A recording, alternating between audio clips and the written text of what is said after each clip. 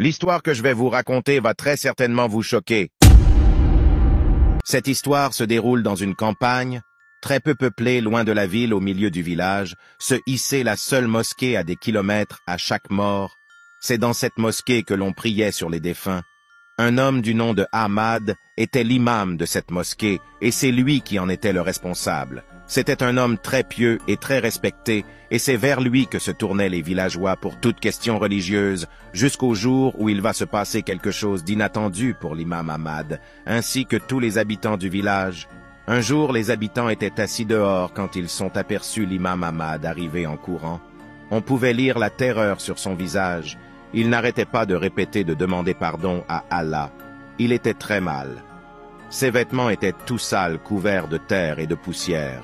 Les villageois n'ont rien compris, surtout qu'ils avaient pour habitude de voir l'imam très propre.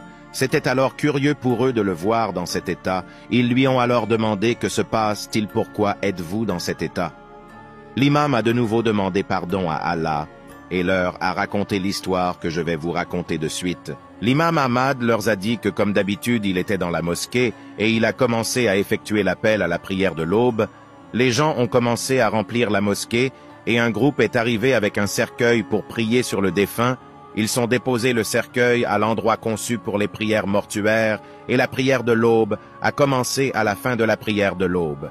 L'imam Ahmad a demandé aux gens de rester pour effectuer la prière mortuaire, mais la moitié des personnes sont parties. L'imam a alors répété: nous allons effectuer la Salah Janaza, mais les gens continuaient à partir. L'imam était dans l'incompréhension totale. Il décida alors d'interpeller un des hommes qui partait pour lui demander: pourquoi vous vous en allez? Nous sommes musulmans. Nous devons prier sur les morts avant de les enterrer. Pourquoi vous ne restez pas? Il ne s'attendait pas du tout à la réponse que allait lui donner l'homme qui l'a interpellé, et resta sous le choc. L'homme lui explique que la femme qui était dans ce cercueil était une très mauvaise personne. Elle séparait les gens avec la sorcellerie, faisait du mal autour d'elle avec ses mauvais sorts. Elle creusait les tombes pour récupérer les ossements des morts pour les utiliser dans ses rituels de sorcellerie.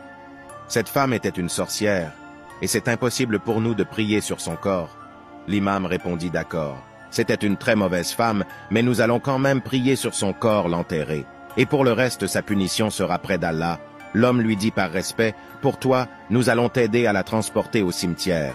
Mais nous n'allons pas l'enterrer si tu veux l'enterrer toi-même. Fais-le, mais nous ne t'aiderons pas, et on s'en ira. L'imam a accepté la proposition. Lui et le très peu de personnes qui sont restées dans la mosquée ont effectué la prière mortuaire et ont aidé l'imam à transporter le cercueil jusqu'au cimetière du village.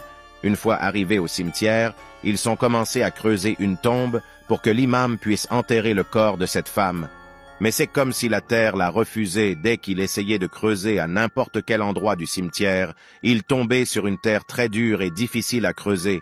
Il tapait si fort pour faire un trou dans cette terre que la pelle s'est cassée, et dès qu'il parvenait à creuser un tout petit peu, c'est comme si la terre se refermait. Ils essayaient tant bien que mal, et à chaque qu'ils arrivaient à ouvrir un semblant de tombe, le corps de la femme n'entrait pas dedans.